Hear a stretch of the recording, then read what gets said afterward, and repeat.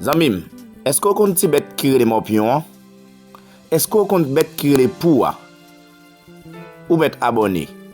Partagez, bah nous like là. Chita, on va l'expliquer qui s'appelle les morpions ou bien qui s'appelle les poua.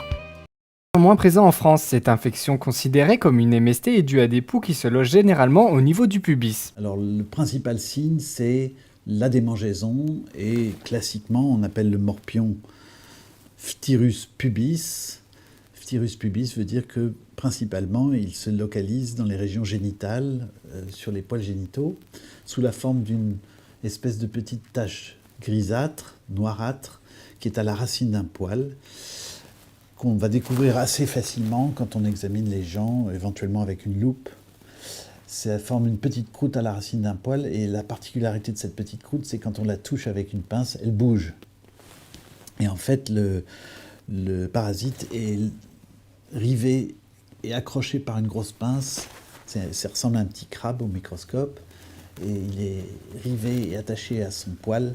Et il attend en fait de pouvoir piquer. Une fois qu'il a piqué, ben, il s'en va. Mais il a le temps de pondre des lentes, exactement comme le pouls de tête, et ces lentes vont donner lieu à des poux eux-mêmes.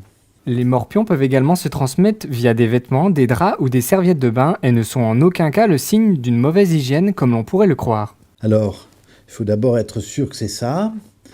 Il y a des formes un petit peu plus atypiques, c'est-à-dire que c'est pas seulement le jeune adulte qui attrape des poux au niveau du pubis, ça peut être un vieillard. J'ai déjà vu dans ma vie un monsieur très propre sur lui qui a consulté pour une grande démangeaison généralisée. Et bien entendu, on est parti sur des diagnostics de cancer profond ou éventuellement des effets secondaires de ces médicaments hypertenseurs. Et puis, en l'examinant, j'ai vu un monsieur très velu. Ça m'avait impressionné. Et en fait, il avait des lésions de démangeaison partout. Et on voyait des petits boutons. Et il y avait absolument des morpions sur tous ces poils du thorax. Alors ça, c'est des situations exceptionnelles. J'en ai vu un dans ma vie.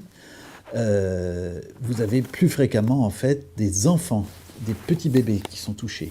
En fait, ce sont classiquement les atteintes des bébés au niveau des cils, chez les mamans qui ont des morpions au niveau des poils du mamelon.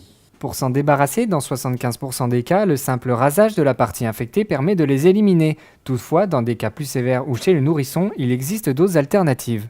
Une solution assez élégante est de donner chez l'adulte éventuellement du stromectol. Le stromectol est un médicament antiparasitaire qui sert dans l'onchocercose, qui sert dans les